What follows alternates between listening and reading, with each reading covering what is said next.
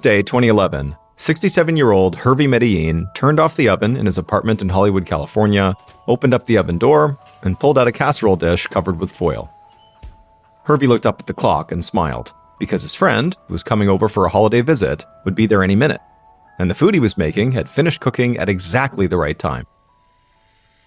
He turned down the radio playing Christmas music in the kitchen and called out to his roommate, Gabriel Martinez, and told him lunch was almost ready. Gabriel had his eyes glued to his laptop, totally engrossed in whatever it was he was doing, and so he just gave Hervey a sort of grunt of acknowledgement. Hervey responded with an irritated sigh. Gabriel, who was 30 years younger than Hervey, had been spending so much time online lately that he barely connected with the world around him. Hervey realized it was very likely a generational thing, but he didn't understand why anyone would want to spend so much time just staring at a computer screen. But Hervey refused to be bothered by Gabriel today. It was Christmas, and Christmas was a time for joy, friends, and good food. Hervey set down the hot casserole dish on the table in the small dining area, and he looked around with satisfaction at all the Christmas decorations he had spent hours hanging up. Hervey's entire one-bedroom apartment now looked like it had been decorated by a professional interior designer. But perhaps the most impressive part of the decorations was not actually the Christmas stuff. It was the paintings that were hanging on the walls. These were not paintings that would be found in most small one-bedroom apartments. These were original works by famous artists. Just then, the doorbell rang, interrupting Hervey's thoughts, and Hervey removed his oven mitts and went to open the door. And when he did, he saw his friend Amelia standing there, holding several wrapped presents. Hervey grinned and said Merry Christmas and gave Amelia a big hug. Then he led her inside and told her to put the presents down because before they got to presents and to food, he had to show her something. Amelia put down the presents, said hello to Gabriel, and then Hervey took her hand and led her across the front room. Then Hervey pointed to a painting hanging on the wall, and he could hear Amelia gasp. She turned to Hervey almost in disbelief and asked if it was an original. Hervey smiled and nodded. He said the last time he'd gone down to Mexico, where he was originally from, he had acquired this painting, which was an original work of art by Diego Rivera, one of the most famous Mexican painters to have ever lived. After staring at this painting with his friend for several minutes, Hervey said it was time to go eat. He told Gabriel to put his computer away for a while and join them, and then the three of them headed to the table and dug into the casserole Hervey had prepared. While they ate, Hervey told Amelia more about his latest trip to Mexico and also about the travel plans he was making to destinations all over the world. Hervey said sometimes he still couldn't believe this was actually his real life. He'd worked so hard from the moment he came to the United States as a young man, with the hope that one day he'd be able to do whatever he wanted. And now he felt like he'd accomplished that. He was retired and filling his days with adventure and art. Hervey, Amelia, and Gabriel spent the day eating, talking, laughing, and exchanging gifts. For Hervey, who had spent most of his life far away from his family, this really felt like the perfect holiday.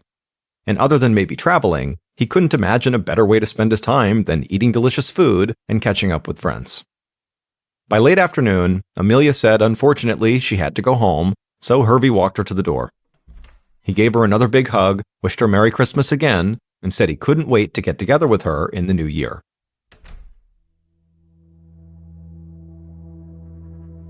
More than 3 weeks later, on the morning of Tuesday, January 17th, a dog walker named Lauren Kornberg left her house with her mother and 9 dogs. They headed toward their usual hiking path, which cut through an area called Bronson Canyon. Bronson Canyon is located inside of Griffith Park, which is basically LA's equivalent to New York's Central Park, but it sits high above the city. It was the perfect winter morning in Los Angeles, which meant it was a crisp 50 degrees and the Hollywood Hills were bathed in soft orange sunlight. So Lauren and her mom took the dogs up a side path that branched out from the main hiking trail, and once they were far enough away from other hikers, they let the dogs off leash. And as soon as that happened, the dogs instantly began playfully running around together, but one of them, a golden retriever, broke away from the pack and wandered over toward a bushy area next to a shallow ravine off the side of the path. And this golden retriever began digging in this one area of the brush.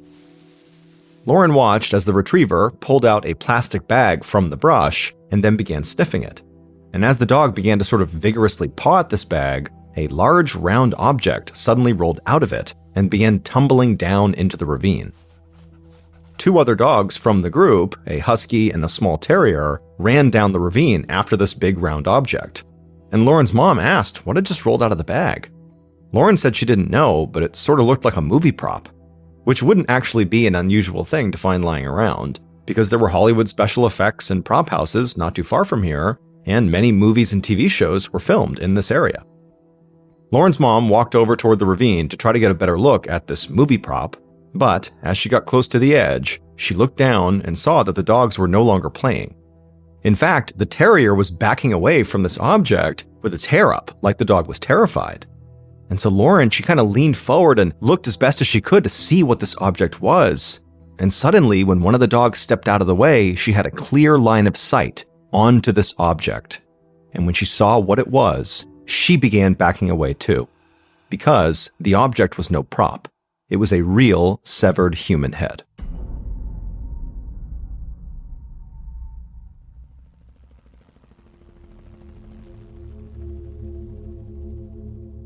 About an hour later, helicopters loudly hovered over the canyon and police blocked access to the entire area, as more than a dozen LAPD cruisers, CSI units, and news vans parked along the nearby scenic overlook. Detective Chuck Knowles and his partner, Detective Lisa Sanchez, walked up the trail and met with the uniformed officers who had cordoned off the area with police tape. By this point, crime scene investigators had retrieved the severed head from the ravine and brought it onto the trail. When Detective Sanchez walked over to them and saw the severed head, her stomach churned. She had investigated her fair share of murder cases, but this was the first time she dealt with any kind of dismemberment. As Sanchez began to study the head, one of the uniformed officers walked up to her and told her that the 2 women who actually found the head at first thought it was fake. They thought it was a movie prop. Detective Sanchez could understand why, because there was very little decomposition, and the head was so fresh and pristine that it looked like it had just been removed. From the looks of it, Sanchez believed the head belonged to a man who could be in his 60s, but that was about all she could guess about the victim at this point. So police began fanning out and searching the area, hoping to find some more clues. More helicopters and search units began to pour into the area, and the search expanded to a 7-acre radius.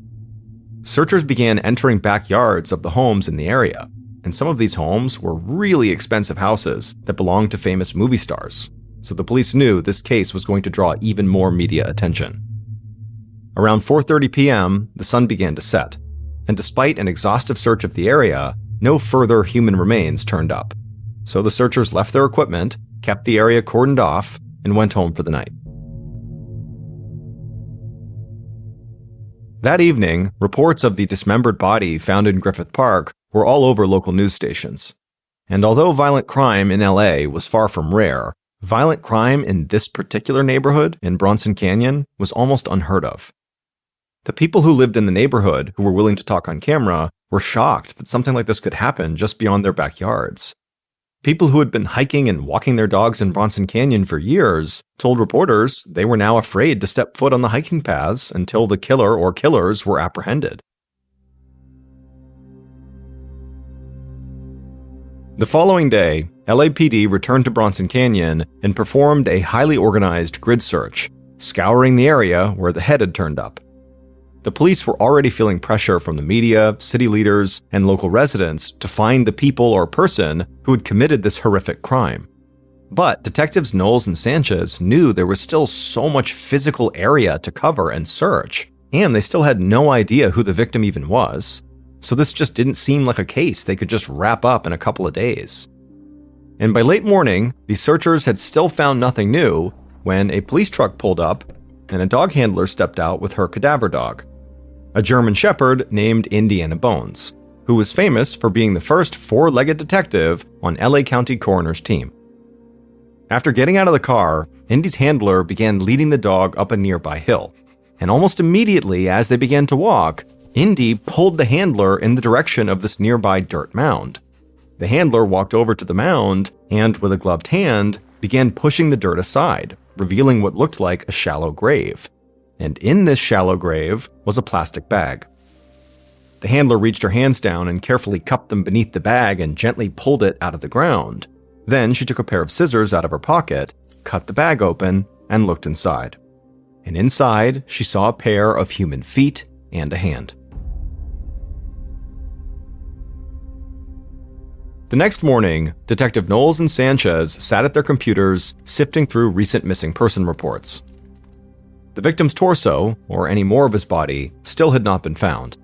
But the detectives hoped that the feet and hand that were found also belonged to their victim, and that with these new body parts, they might be able to connect their victim to somebody who went missing in the area. Just then, the sound of a fax machine broke their focus. Knowles stood up, tore the paper off the machine, and saw that the medical examiner had completed his examination on the severed hand, feet, and head. Knowles scanned the whole report and then read aloud the important parts to Sanchez. The medical examiner had confirmed that all those body parts belonged to the same victim. Also, they said that after the victim was dead, his killer carefully cut apart the man's body, right at the joints in a very precise manner, so whoever cut the body up seemed to really know what they were doing. But what was even more intriguing was that the body parts had been refrigerated before they were dumped, which explained why the head had looked so fresh when it was found. But this made it difficult for the medical examiner to pin down exactly when the victim was killed. However, because the parts were so fresh, the examiner was able to lift very clear fingerprints from the man's fingers. And when he ran those prints through a system, he got a hit. The dismembered man was Hervey Medellin.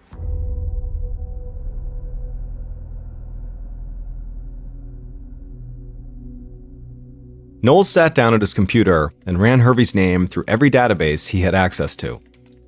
And he quickly learned that Hervey had been reported missing just a day before his head was found. The missing persons report had been filed by a man named Gabriel Martinez, who said he was Hervey's roommate. So Detective Knowles and Sanchez got into their car and began driving towards Hervey's apartment, which happened to be just 2 blocks away from the Hollywood police station. While they were in the car, Knowles and Sanchez discussed their game plan for when they talked to this roommate.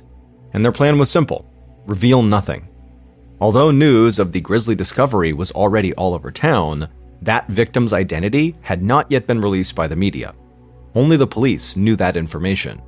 And so they wanted to feel out what Hervey's roommate knew and didn't know. He was not a suspect yet, but he was definitely a person of interest. The detectives parked at the curb and walked up to Hervey's building. It was this elegantly plain, narrow building constructed in the 1920s that felt totally vintage and old Hollywood. The detectives walked up the stairs to the 3rd floor, to apartment 319, and rang the doorbell. A few seconds later, the door opened and a dark-haired man in his 30s greeted the detectives. They introduced themselves and asked if he was Gabriel Martinez. Gabriel said yes, and then asked immediately if they had news about Hervey. Had they found him? Was he okay? The detectives exchanged a quick glance, and then Sanchez said they were still investigating Hervey's disappearance. And for now, they just needed to speak to Gabriel to try to help with that case. Gabriel suddenly went from being sort of hopeful to looking pretty concerned, but then told them he was glad to tell them anything they wanted, and he asked them to come inside. Once inside, they all sat down at the table in the small dining area. Detective Knowles asked Gabriel when he'd last seen Hervey, and Gabriel said not since shortly after Christmas, on December 27th. That's when Hervey had gone to Mexico. It was where he grew up and where he still had friends and family. Gabriel said that Hervey traveled internationally a lot, and sometimes he would go on these open-ended trips, so Gabriel was not always exactly sure when Hervey was going to come home again. But Hervey had been calling pretty regularly just to check in, and then suddenly the call stopped. So Gabriel started to get really worried and then eventually filed the missing person report. Detective Sanchez asked Gabriel if he had called or texted Hervey after Hervey stopped calling, just to see if maybe he was staying in Mexico longer. Gabriel said he hadn't, but he explained that Hervey had actually left his cell phone behind at the apartment because he didn't get service in Mexico. Now, Gabriel knew there were ways around that, but he said discussing technology with Hervey was usually a losing cause. Hervey just preferred to use a landline and an international calling card whenever he was in Mexico. Sanchez asked if there was a record of these calls from Hervey, and Gabriel said yes, and he grabbed his phone and showed the detectives the calls he'd received from Hervey in January. The detectives saw that these calls were from an international calling card number, which meant they didn't actually know who placed those calls, but it did corroborate what Gabriel had told them. The detectives would talk to Gabriel for a bit longer, but the whole time they stuck to their original plan. They didn't reveal anything about Hervey's murder. Back at the station, Detective Knowles and Sanchez went over what they had so far, and they agreed it was not very much. And what little they did have didn't quite add up. And it really had to do with this trip to Mexico they had just learned about. Did Hervey really go to Mexico and then get murdered and dismembered there? And then his body parts were shipped back to LA and dumped in LA? Or did Hervey come back from Mexico in one piece and then somehow get intercepted before he got home by somebody who then murdered, dismembered, and dumped him? Both these theories just seemed like they were missing something. Like, did Hervey really even go to Mexico? They didn't know. I mean, regardless of what Hervey's roommate Gabriel had told them, the detectives thought it actually made a whole lot more sense that somebody would have killed and dismembered Hervey right there in his own apartment and disposed of him in nearby Griffith Park, which certainly made Gabriel seem very suspicious. The following day, which is now 3 days after Hervey's head had been found, the detectives returned to Hervey's apartment, and this time they showed up with a search warrant, a team of police, and cadaver dogs. Once inside, they let the dogs loose, and the dogs began frantically sniffing around the floorboards, the furniture, and the corners of every room. Meanwhile, Gabriel sat at the table and watched in silence as the investigators practically tore up the tiny one-bedroom apartment. The search team rifled through drawers and closets, they confiscated computers and phones, and they photographed every item inside the apartment. But at the end of the search, they realized they had found absolutely nothing. There was no blood, no hidden torso, no bone saws or other dismemberment tools, and so this apartment just didn't appear to be the place where the murder or dismemberment or both took place. As the search team began to leave the apartment, Detectives Knowles and Sanchez sat down at the table with Gabriel. And Gabriel didn't look angry or raise his voice, but he wanted to know, what had changed since they spoke a day earlier that made the detectives feel like they could come into his and Hervey's home and tear it apart like this. Sanchez whispered something to Knowles, and then she finally broke the news to Gabriel. Those body parts that were found in the canyon that were all over the news belonged to Hervey. Hervey was deceased, and so now Hervey's death was being investigated as a homicide. Immediately, all the color drained from Gabriel's face. He said he couldn't believe it. This didn't seem real. Now, the detectives understood how upsetting this was for Gabriel, but they needed more information. So they pressed Gabriel for more details about Hervey's trip to Mexico. And so, for the next half hour, Gabriel, despite being in shock, was cooperative and answered every question and tried to give detectives any information at all that could be useful.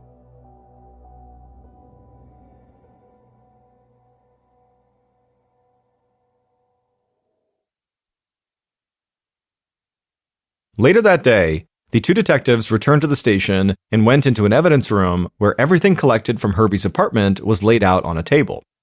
One of the evidence technicians in the room told the detectives that he happened to look at the photos taken of the apartment, and some of the victims' artwork hung on the walls was worth a ton of money. The Diego Rivera painting alone was likely worth hundreds of thousands of dollars. Now, this struck the detectives as being really odd. According to the information Gabriel had provided, and based on what the detectives had learned from their databases, Hervey was a retiree, living on a small pension in a small one-bedroom apartment. So how was he also a serious art collector able to acquire paintings that were potentially worth a small fortune? The following day, so now 4 days after Hervey's head was discovered, a call came through to Knowles' desk. The man on the other end introduced himself as a retired LAPD narcotics detective, and this retired detective said he'd been reading the newspaper that morning and happened to see that the dismembered victim from Griffith Park had been identified. And when he saw the name, Hervey Medellin, it immediately rang a bell. He said back in the early 1990s, when he was investigating a Mexican drug cartel, Hervey's name had come up in the investigation. And in fact, he had interviewed Hervey a couple of times. Knowles kept listening, but right away his mind began to race. A connection to Mexican cartels and drug trafficking could maybe explain how Hervey had enough cash to buy those famous paintings. The retired detective explained that Hervey had worked as a ticket taker for Mexicana Airlines. At that time, that airline was believed to have been used for drug smuggling. And Hervey had become a kind of personal concierge for the wives and girlfriends of drug cartel members. When these women would visit LA, Hervey would book their hotel rooms, arrange shopping trips, and give them dining recommendations. Now, none of that was illegal, so the narcotics detective had no reason to pursue Hervey. He ultimately just kind of became a minor character in a much bigger investigation. But now that this former detective found out that Hervey had turned up dead and dismembered, he wondered if maybe Hervey's connection to the drug cartels had gone much deeper than he realized. As Knowles listened, he was having the same type of thoughts. Was Hervey a drug mule? Were those paintings a form of payment from the cartels? Did Hervey fail to repay a debt, and did the cartel brutally murder him for it? After all, some Mexican cartels were known to behead and dismember some of their victims. Knowles thanked the retired detective for reaching out to him. He hung up and passed this new information along to his partner Sanchez. The detectives now realized they could be in over their heads. Poking the hornet's nest with a Mexican drug cartel is the kind of thing that gets people killed, even cops. Over the next week, Knowles and Sanchez started to pursue this new lead, but they quickly discovered that a potential run-in with a violent Mexican drug cartel was actually not the biggest issue they were facing. Instead, the big issue that kept setting them back was just old-fashioned bureaucracy. Getting Mexican law enforcement agencies to cooperate in any investigation was never really easy, but when the investigation involved the cartels, it seemed almost impossible. Mexican authorities weren't eager to anger the cartels or possibly jeopardize their own investigations into the drug trade just to assist LA cops on a homicide case. And when Knowles and Sanchez turned to federal law enforcement agencies in the United States, they ran into similar problems. The DEA and the FBI were running multiple investigations involving the cartels, and they could not put those at risk just because Hervey had been interviewed by a narcotics cop over 20 years ago. But the FBI did at least tell Knowles and Sanchez that they would dig into Hervey's financial records to see if he had a clear connection to the cartels before he was killed.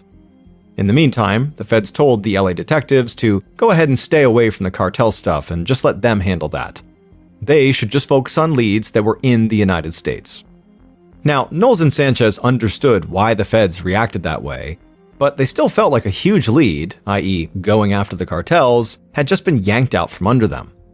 On top of that, the FBI had no reason to expedite finding these financial records because this was not their case, so there was no telling how long it would actually take the feds to provide them with any information. Feeling frustrated and a bit lost on what to do next, Knowles and Sanchez turned their focus back to the victim. The detectives reached out to Hervey's LA friends to learn more about who Hervey was.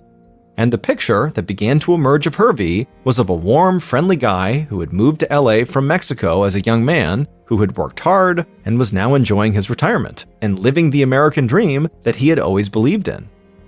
Now, Knowles and Sanchez didn't think any of this information really helped their case, and none of it seemed to make Hervey look like a guy who had deep ties to the drug trafficking world.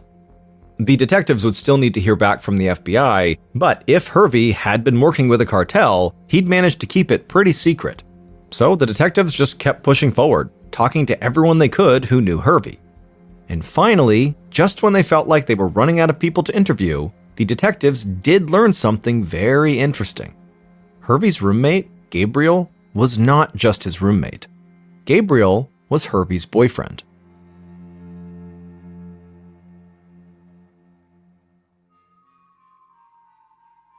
Now, Gabriel had not told the detectives this, and they couldn't believe that he had kept this a secret across the 2 interviews they had done with him. Having an intimate relationship with the victim immediately put Gabriel at the top of the suspect list, and the fact that he had lied about the relationship made him look even more suspicious. So, Knowles and Sanchez called Gabriel into the station for another interview. But when they confronted him, instead of him getting defensive or trying to deny it, Gabriel readily admitted that he and Hervey were indeed in a relationship. He told the detectives he was just a very private person and felt uncomfortable sharing those kinds of details.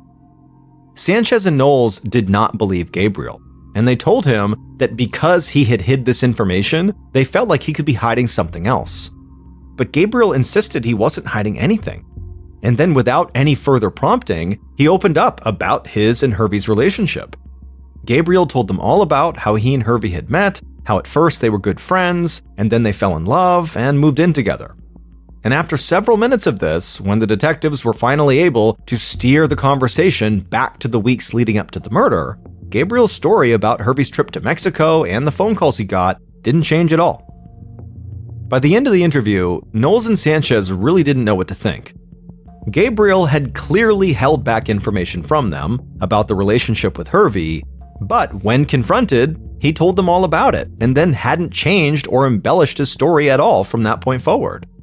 And also, they had already searched the apartment, and there was no evidence that connected Gabriel to the crime.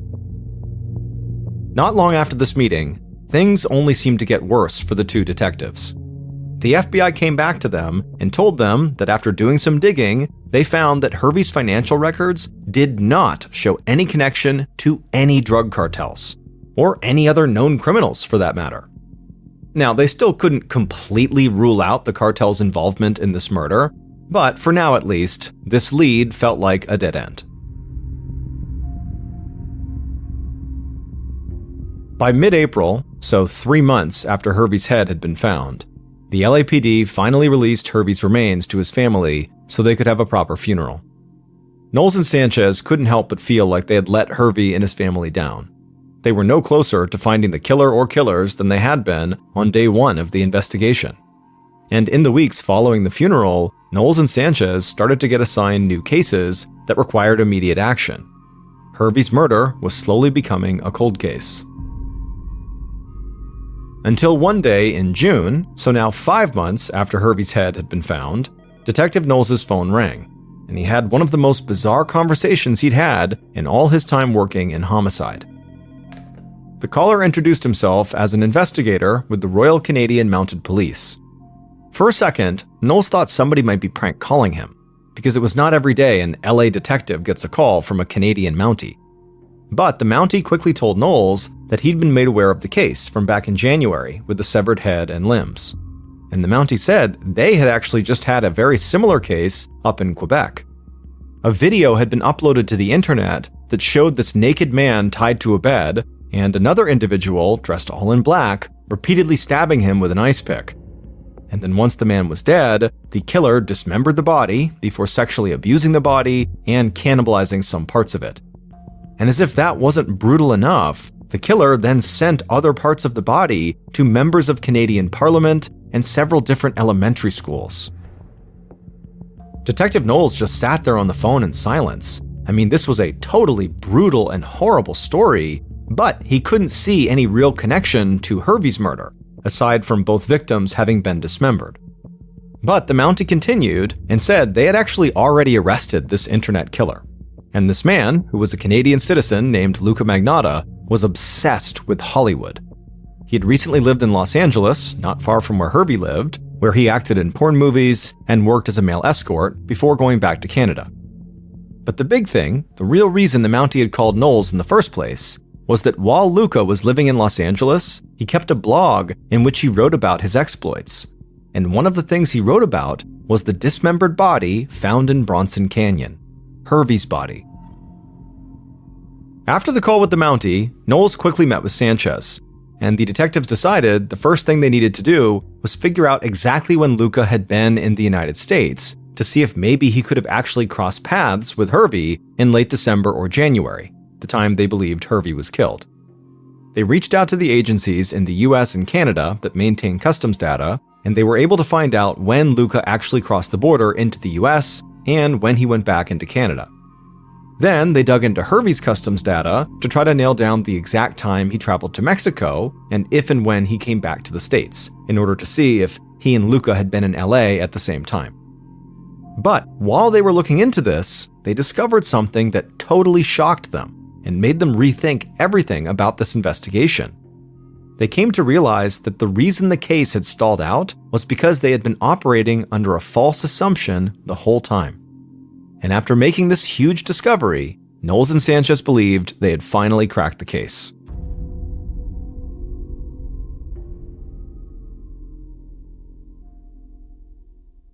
Based on all the evidence gathered throughout the investigation, the following is a reconstruction of what police believe happened to Hervey Medellin.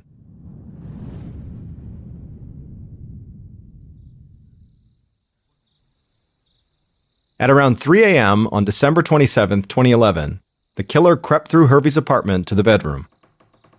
The door was cracked open, and the killer looked in and saw Hervey sleeping inside. The killer threw the door open, rushed the bed, and jumped on top of him.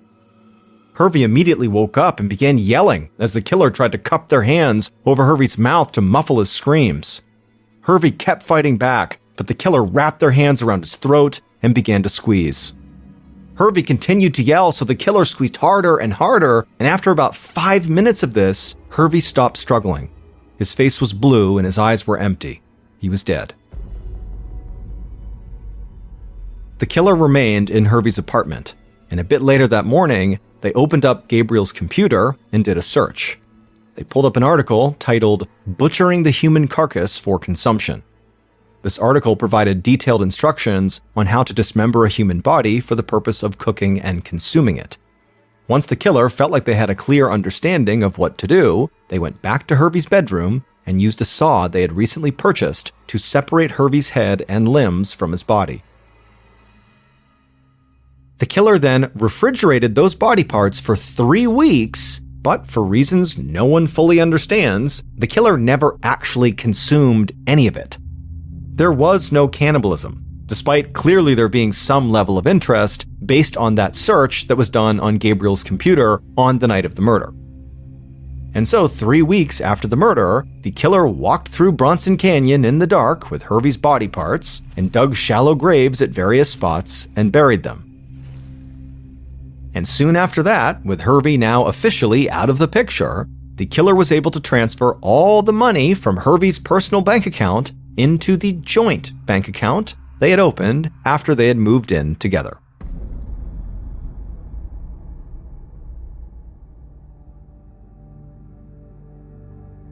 Gabriel Martinez murdered his boyfriend Hervey in the apartment they shared. It turned out that before Christmas of 2011, Gabriel and Hervey's relationship had started to completely fall apart.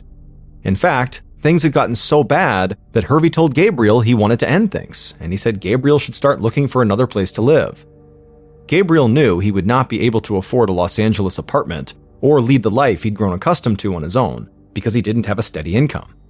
He had become financially dependent on Hervey, and so, in his desperation, he had decided to kill Hervey and steal his money. On Christmas Day, when Hervey's friend Amelia came over, Gabriel sat on the couch with his laptop, Googling what tools to use to cut up a human body. Being Hervey's significant other and failing to disclose their relationship to police had made Gabriel a leading suspect early on, but police had found no clear evidence pointing to Gabriel or anyone else, so the case had gone cold. But it was the customs data that detectives obtained while following the lead on the Canadian internet killer, Luca Magnotta, that helped lead them back to Gabriel. Customs data showed that Luca had been in Canada at the time Hervey went missing, which ruled Luca out as the killer. But more importantly, this customs data made it clear that Hervey had never actually traveled or even booked a flight to Mexico at any time in late December or January.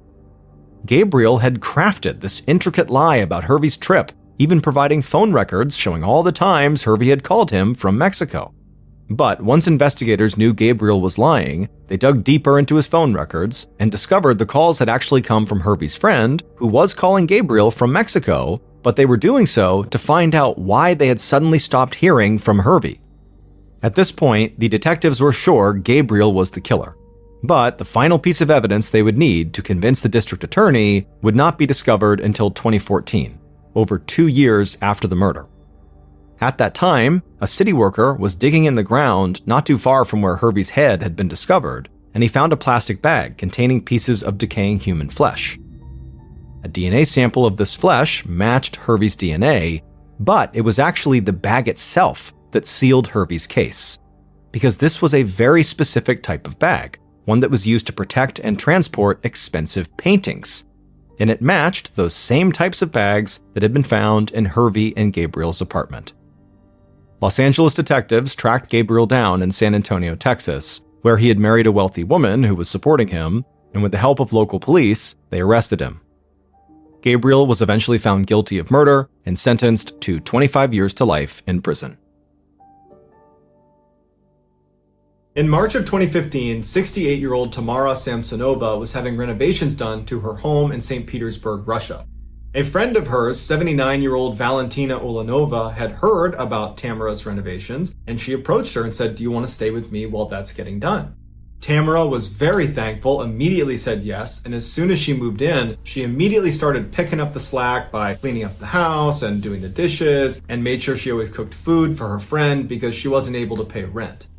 After a couple of weeks, the renovations on Tamara's home were complete, but Tamara didn't want to leave. She was really enjoying living with Valentina, and so she asked Valentina would it be okay if she stayed a little bit longer.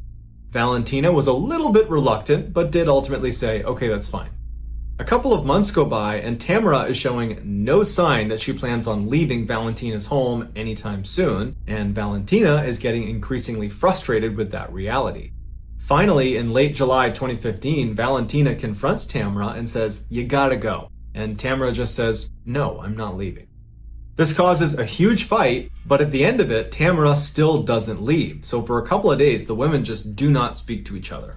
The silence is finally broken on July 23rd when the women get into a fight about some empty cups in the sink that one of them was supposed to clean, but they didn't, and they fought about whose responsibility it was to do the dishes. And then of course the whole subject comes up again of Valentina saying, "You shouldn't even be here, you need to leave." And Tamara's like, "No, I'm not gonna leave." And so another big blowout fight happens.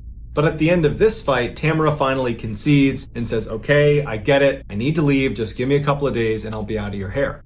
Immediately, the tension is gone in the room. They're no longer fighting, and Valentina is happy that she's finally going to get her apartment back. And Tamara says, "Look, I'll make us dinner tonight. I'll go out and get some food."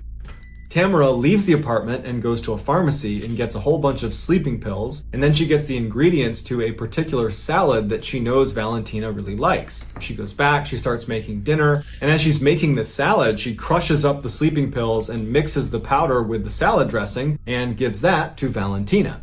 And Valentina, who's very hungry, eats the whole salad and doesn't notice anything is wrong. As soon as Tamara was sure Valentina had eaten the entire salad, Tamara just goes up to her room and goes to bed. A couple hours later, at about 2 a.m, she goes back down to the kitchen and she sees Valentina is passed out on the ground. Tamara goes up to her and sees that she's still breathing, which was a disappointment because she wanted her to die from taking all these sleeping pills. But it doesn't matter. She takes out her hacksaw that she had borrowed from the neighbor earlier in the day and proceeds to butcher Valentina. And she makes special care as she's cutting her into pieces to remove her lungs and not damage them, because Tamara had a taste for human lungs. It was actually her favorite food. She took Valentina's head and she put it into a big pot of water and began boiling that to eat it. The rest of her was cut up into as small of pieces as she could get them, and then wrapped in a shower curtain and placed in various bags. As Valentina's head and lungs are being cooked on the stovetop, Tamara begins making dozens of trips from the apartment, down the stairs, out the front door, all the way down to the lake that was near their property, where she would dispose of the body parts before coming back and getting more. Valentina's hips and legs were apparently too heavy to haul all the way down to the lake, so she took them to a nearby forest. Tamara's final trip sees her carrying a big silver pot, inside of which is Valentina's head, or at least whatever is left of it after Tamara was done eating most of it. 4 days later, on July 27th, a young couple that was living in the same apartment complex as Tamara and Valentina were out for a walk with their dog out near that lake. And as they're walking, their dog takes off running and stops in front of this huge bag that it's sniffing and pawing and trying to open. And the owners of the dog try to call it back, but they can't get it to get away from this bag. And so the owners walk over and they kind of poke the bag. They can see it's pretty heavy, and they open it up and they find a human torso, and it's Valentina's. When the police show up, the first thing they do is they go to Valentina's apartment, and they're surprised to find Tamara living there. They're kind of sensitive with her, and they say, "Your friend, your relative, was just found deceased, and we need to look around the apartment." Tamara was completely indifferent. She did not care. They had just discovered her body, and she didn't care that they were searching the apartment. It was like she knew someday this was going to happen. During the search, the police officers quickly find blood all over the bathroom and in the kitchen. They even find the hacksaw she used that's got blood on it. And they find Tamara's diary that's sitting next to this book about black magic. And the police are horrified when they see that the diary contains meticulous notes that Tamara had kept of all of the ritualistic killings she had perpetrated over the past 20 years. And there was 14 of them. And almost all of them were motivated by Tamara's desire to cast spells that she apparently was reading about in these black magic books she had. And virtually all of these spells required human flesh or other human components. And so she would kill these people, she would use their bodies to cast these spells, and then afterwards she would consume them. Not because that had anything to do with the spell, but because she liked the way people tasted, in particular human lungs. The police arrest Tamara, who doesn't put up a fight, and she says, "Yep, you got the right person, I did all this." While Tamara was on trial, she seemed like she was in a great mood. She told the judge, "I hope you give me a really severe punishment. I expect to die in prison." She was seen blowing kisses to reporters. It was like she was just totally out of touch. Or maybe she literally knew this was going to happen and just didn't care anymore.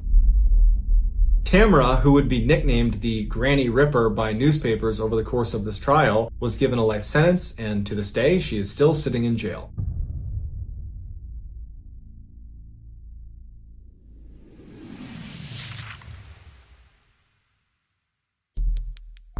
Our next story is called Reign of Terror.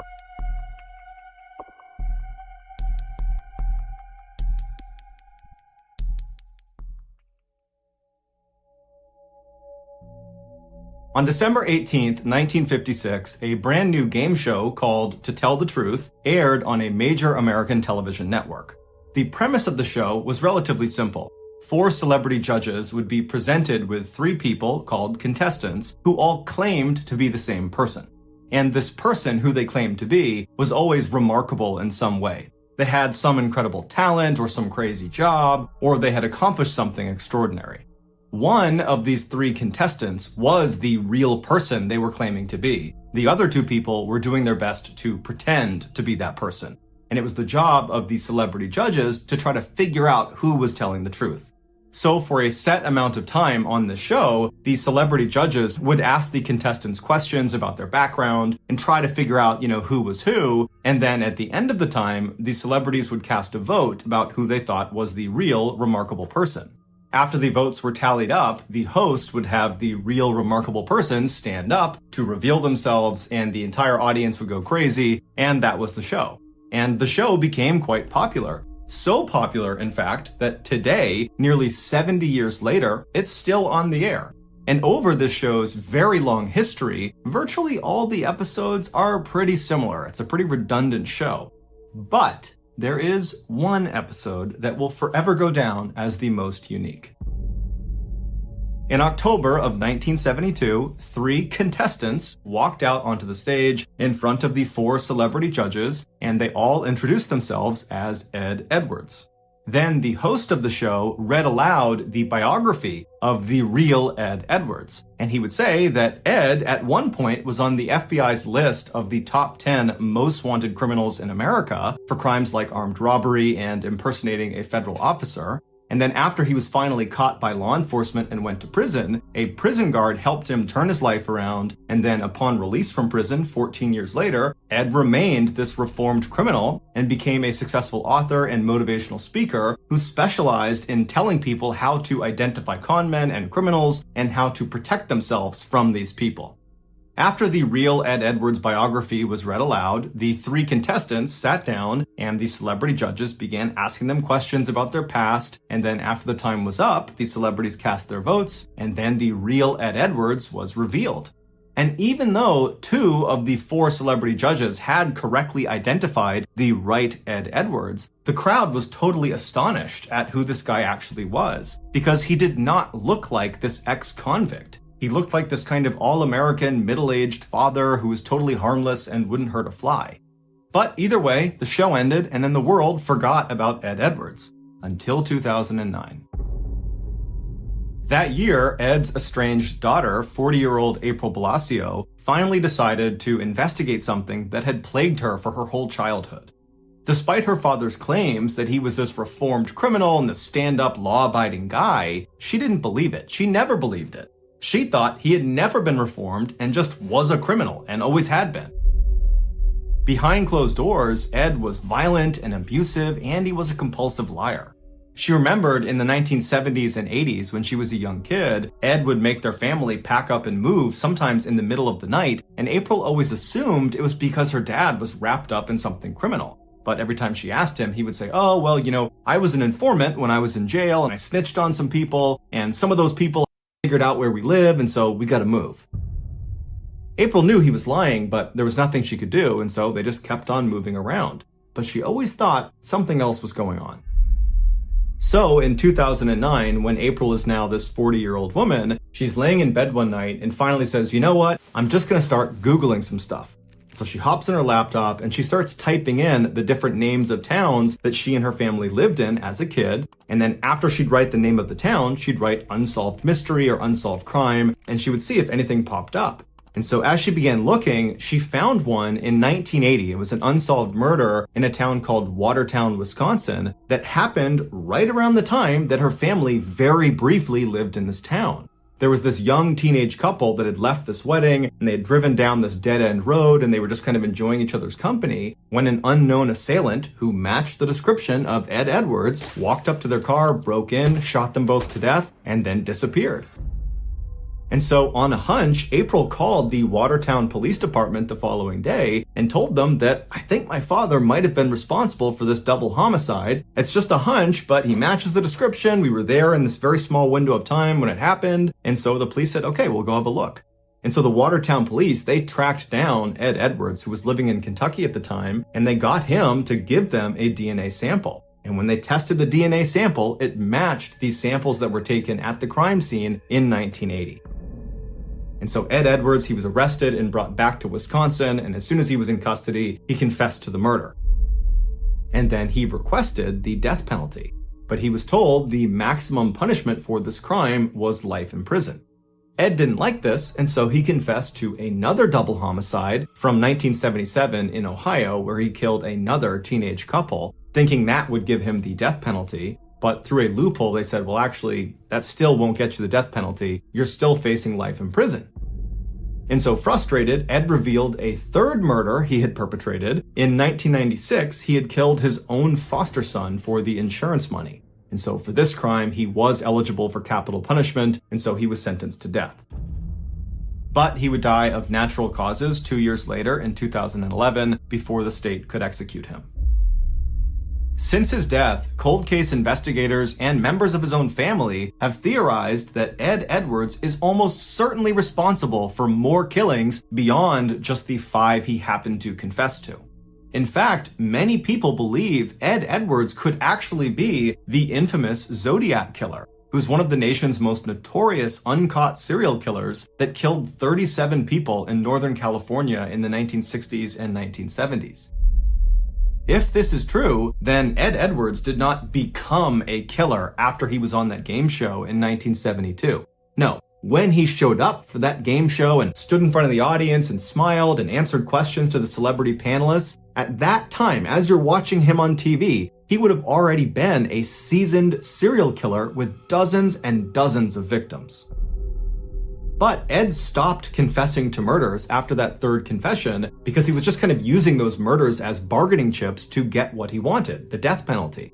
And once he got it, he went silent. And now that he's dead, we're never going to get another confession out of him. And there's no proof connecting him to any unsolved murder cases. And so unfortunately, it's unlikely we'll ever know the full extent of Ed's reign of terror.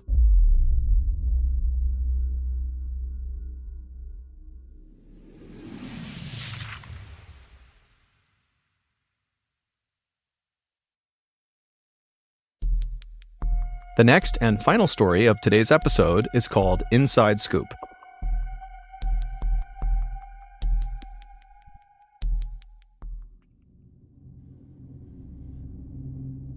In the early evening of May 7th, 2008, a 65-year-old woman named Zavana Temolkoska walked around her kitchen inside of her apartment in the little southeastern European city of Kisevo. Kosovo is a quiet place at the base of this huge mountain in northern Macedonia, and while it's totally beautiful, it's utterly remote, and basically nothing really of note happens here. Zavana cleaned houses for a living, but on this particular day, she was on a day off, and so she was just kind of hanging out at her apartment, waiting for her adult son named Zoran to come home. It was a beautiful, warm evening that night, and so Zavana had the windows in the kitchen open as she walked around making herself something to eat, and at some point as she was doing this, she heard her phone ring.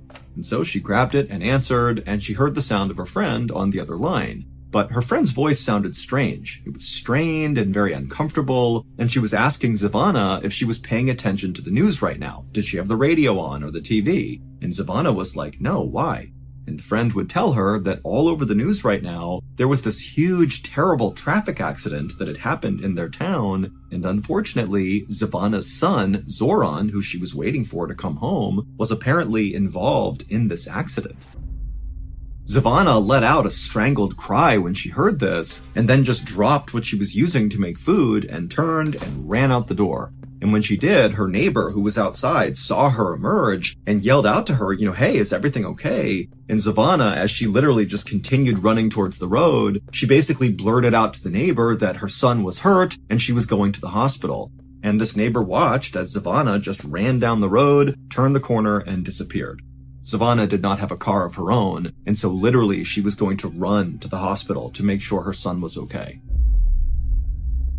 A little while later, that same neighbor who had just watched Zavana disappear around the corner heard a knock on their door. And so the neighbor went to the door, they opened it up, and they were totally shocked at who they saw standing outside.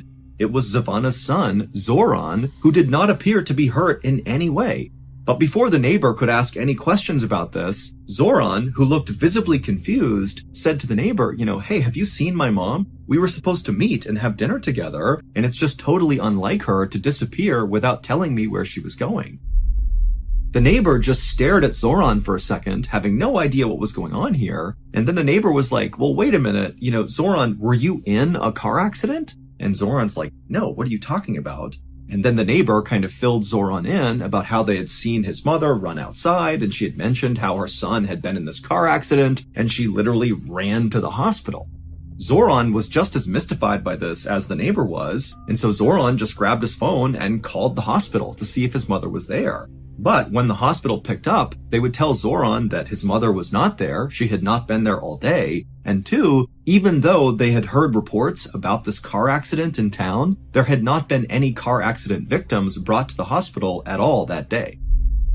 And so by the end of that night, when Zoran really had no idea what had happened to his mom, where she was, or, what was going on with this car accident thing, he just did the only thing he could think to do, which was go to the police and report his mother missing.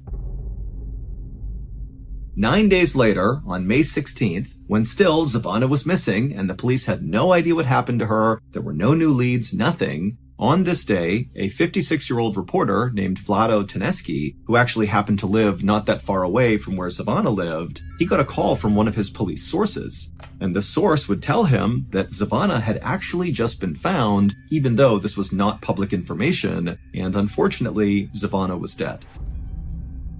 Her body, which had been beaten and strangled and stabbed, had been found wrapped up in plastic and dumped in this illegal dumping area not far from the town's football stadium.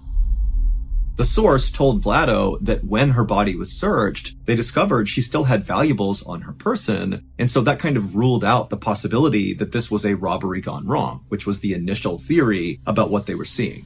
However, when police had done an initial probe into Zavana's life to figure out who this victim was, they discovered that she was just this poor old cleaning lady who had no enemies to speak of, and so it really just made no sense that she was the victim of such an obviously brutal and intimate murder that was not financially motivated, at least not on the surface. Vlado thanked his source for all the information and then hung up. Vlado's source had sounded really shocked by this murder as he was telling Vlado, but now, as Vlado was sitting here thinking about what he had just been told, he wasn't really shocked as much as he was suspicious.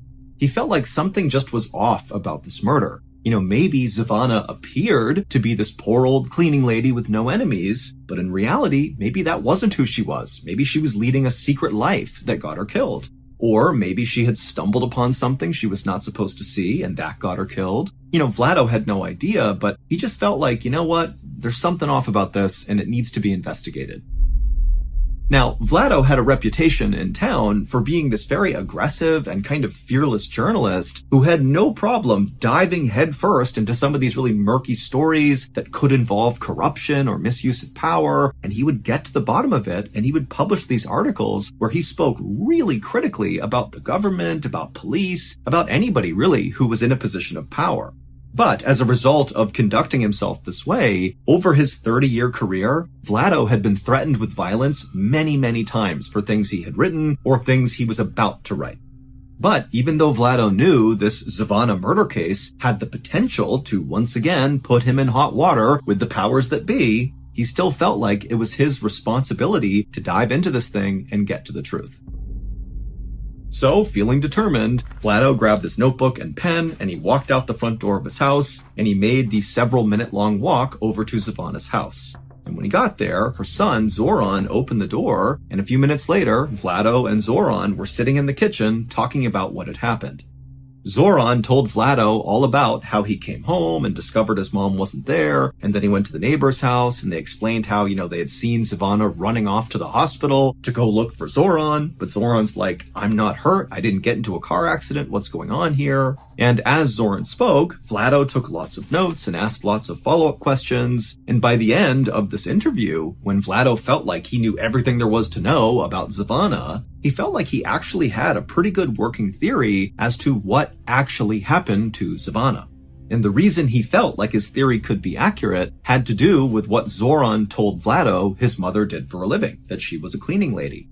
Now, it took Vlado a couple of days to put together his story. He had to go out and interview dozens more people in the neighborhood. But finally, on May 19th, so just 3 days after Zavana was found murdered, Vlado published a story in the newspaper. And the story's explosive headline read, "A Serial Killer Stalks Kosovo."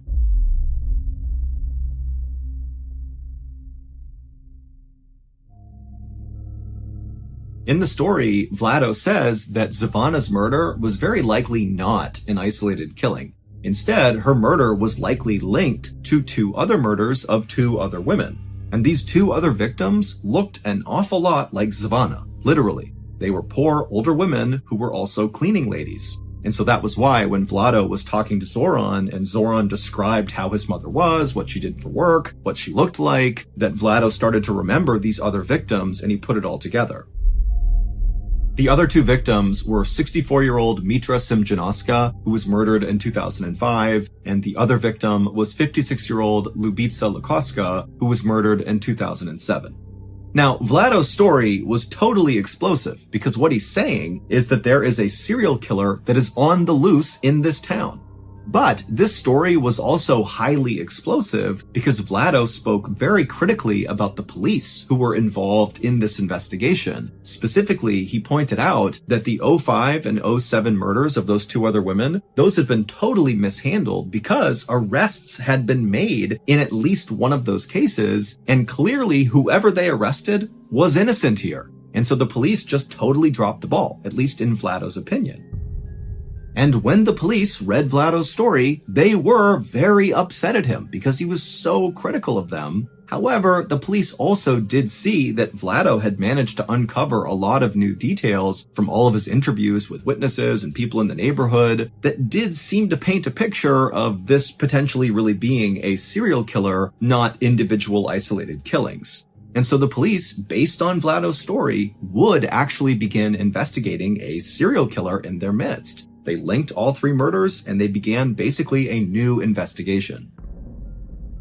However, at the same time they began this new investigation, Vlado began to notice that he was being tailed all the time by police. He would be out in town doing his job, reporting and interviewing people, and there'd just be a police officer standing somewhere in the distance watching him. But Vlado had anticipated that no matter what, he was likely going to face some sort of blowback from the police, and so he just kind of accepted that they were going to watch him and maybe try to intimidate him, but it wasn't going to bother him because he had done his job, he had reported the story the best that he could, and if they wanted to watch him from a distance, they could do that. By early June, so about 2 weeks after Zavana had been found murdered, the police, in this new serial killer investigation they were doing, had narrowed down their suspect pool, which was in the hundreds, down to just 3 people. And they felt like they were very close to making an arrest. About a month later, on June 20th, so by this point Vlado is still being trailed by police all the time, but the police have not come out publicly and said anything about the serial killer case. They're just continuing their investigation. But on this day, June 20th, Vlado's editor at the newspaper got a call from a police officer telling the editor they were about to make an arrest in the serial killer case. And as soon as their conversation ended, the editor called Vlado to tell him the news. But when he called Vlado, Vlado didn't pick up, which was very unusual. Vlado always answered his calls. And the editor was also thinking to himself how strange it was that this officer had contacted him and not Vlado. Like, why aren't you going to the guy writing the stories and telling him about this new development? Why are you coming to me? The editor would continue to try calling Vlado several more times, but Vlado never answered. And so ultimately, the editor just kind of assumed that Vlado must be busy, interviewing someone, or maybe more likely, he had already learned about this imminent arrest, and he was on scene, ready to capture in real time this arrest that was about to take place. Meanwhile, on a quiet street in Kosovo, the police had surrounded this very modest 2-story home that was very overgrown out front. It was surrounded by tall fir trees, and all the windows had heavy drapes covering them up. And then once the police felt like they had totally surrounded this building, a team of officers walked up onto the porch and knocked on the door and yelled out that they were police, and whoever was inside, come out with their hands up. And for a moment, it was just silent and tense. And then the police on the porch heard footsteps inside the house. They had their guns ready to go. And then the door slowly opened up. And this man, who seemed very unthreatening and kind of confused, stepped out onto the porch. And the police immediately arrested him and took him away. A few minutes later, back at the newspaper headquarters, Vlado's editor got another phone call. And when he answered, it was the same police officer who had called before to warn him about this upcoming arrest. Except this time, the officer was calling to say the arrest had been made, they had caught their serial killer, and then he told the editor the name of the person they arrested. And when the editor heard the name, he dropped the phone in shock. The serial killer was Vlado. It would turn out that Vlado appeared very professional and calm on the outside, but inside, he was full of rage, specifically at his mother, who he viewed as this terrible, cruel person. And after she died in 2002, Vlado became obsessed with this idea of getting revenge on his deceased mother. And the way he decided he would do that would be by killing random women who just kind of looked and seemed an awful lot like his mother. i.e., they were poor, older, and cleaning ladies. His 3 victims, Mitra in 2005, Lubitsa in 2007, and Zavana in 2008, had all personally known Vlado's mother. And so Vlado had actually used that connection to gain each of his victims' trust, and then once he had their trust, he would lure them away to strangle, stab, and beat them to death. In Vlado's explosive newspaper story, he lied about a whole bunch of things just to throw the police off. Like, for example, he made up that he spoke to a witness who claimed to have seen Zavana get into a car with 2 men right before she vanished. Vlado did not see that. That was just a total lie designed to confuse the police. Vlado had also been the one to plant that story on the radio about Zavana's son, Zoran, being in this terrible accident. That had caused Zavana to run out of her house and be vulnerable to be scooped up and killed, which is exactly what Vlado wanted. He had called the radio station and told them about this accident, and because he had previously worked for that radio station, they believed him without doing any fact-checking and broadcast the story. And so really that whole radio broadcast was just a very intentional trap by Vlado to kill Zavana. But what ultimately got Vlado caught was in the article he wrote, he left in some really specific details that the police had not revealed to the public. And so basically by including these in the story, it meant Vlado had an inside scoop into what was really going on. Like, for example, Vlado said that all 3 of these women who had been killed by the serial killer had been strangled to death by telephone cords that were left at the scene. But again, the police had not revealed that to the public, and so when they read the story, they actually became very suspicious of Vlado and thought he could be involved in these murders. And so when Vlado felt like the police were trailing him just to intimidate him, in reality, the police were trailing Vlado because they thought he could be the murderer, and eventually, when they got a DNA sample from Vlado, it was confirmed that their suspicions were right. He was the killer. After Vlado's arrest, he was immediately charged with 2 of the 3 murders, and the police were getting ready to charge him with the 3rd, and they were even looking at a 4th victim, potentially, that maybe Vlado had killed as well, but they weren't entirely sure yet. But on June 23rd, so just 3 days after Vlado's arrest, he died in jail in a way that really didn't make any sense. Vlado had drowned in a small bucket of water inside of his jail cell, while there were 3 other people inside of that jail cell with him who all said they didn't notice it happening. Officially, Vlado's death was ruled a suicide, and after his death, all of the murder investigations were closed.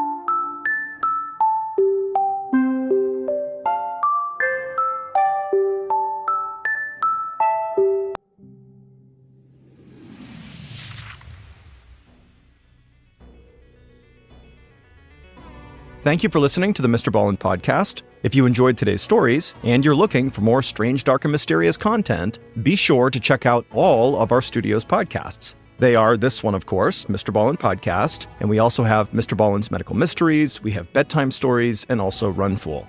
To find those other podcasts, all you have to do is search for Ballen Studios wherever you listen to your podcasts. To watch hundreds more stories just like the ones you heard today,